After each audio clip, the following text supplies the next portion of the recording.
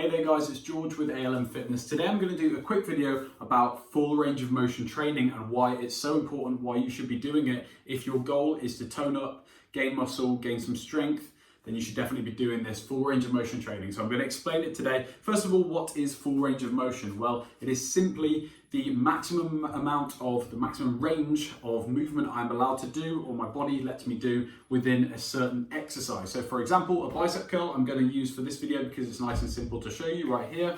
A bicep curl range of motion would be my arm coming all the way down here so it's straight because I can't go any further. My arm won't hyperextend backwards.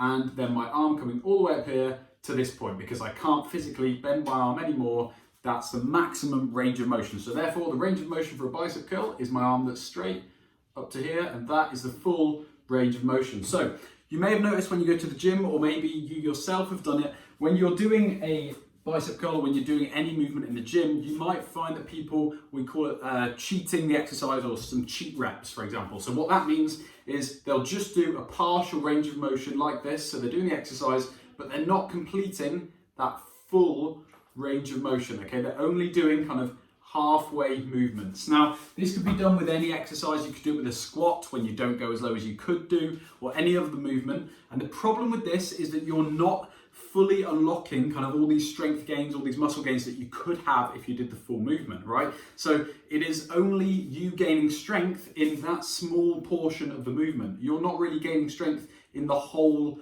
movement. And this isn't really that applicable to real life situations as well. If you want to be generally fitter, healthier, stronger, being able to do daily tasks better, then if you're just limiting yourself when you're training to just small movements within the main exercise you're meant to be doing, then you're not really gaining as much strength, as much movement capability as you could be if you did the whole range of motion. So let's use a bicep curl as an example. What is happening when I'm bringing that weight down into this position? Well, what's happening is that my arm is stretching out. And if you do the exercise, you'll be able to feel this happening. So as you lower the weight, my muscle is stretching out, it's lengthening.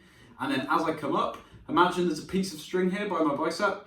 What's going to happen is it's going to pinch, and that's allowing my bicep to shorten, therefore bringing the weight up into this position. Now, if we're only doing this, we're only lengthening and shortening the muscle a little bit. But if I do the full range of motion, I'm getting all of the benefits of contracting all of the muscle and getting that stimulus which I want to achieve with the exercise. So full range of motion training, massively important. Now, here is where it gets a little bit tricky, because if you go to the gym, you'll see a lot of people, you might call them ego lifters or something like that, where they'll be lifting a weight, whether they're squatting, they're bench pressing, they're doing whatever.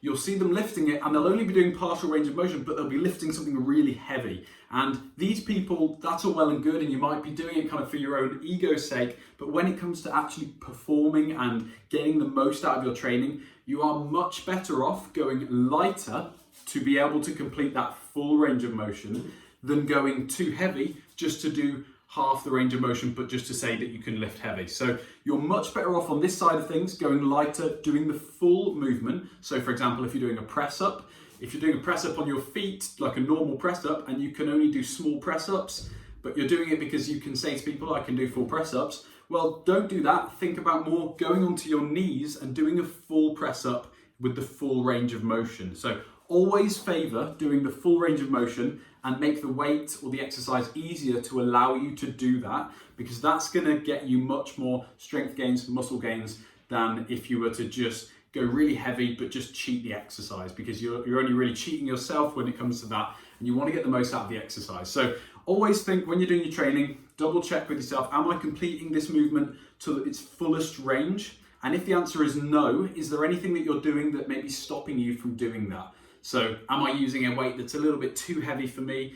Am I, doing the exercise in a certain way where I know I probably can't yet do that? I'm not strong enough to do that. Is there a way I can make it easier so that I can do the full range of motion? Always think about those things, and always favor doing a full range of motion to a partial range of motion, because that is where you're going to achieve all that muscle stimulus that's going to help you gain the muscle and help you build the strength. So I hope that has helped, guys. It's a bit of an eye-opener for some people, but definitely favor the full range of motion side of things with your training, and I'm sure you'll get much more results. So thanks, guys. Thank you very much. I hope you all have a good day.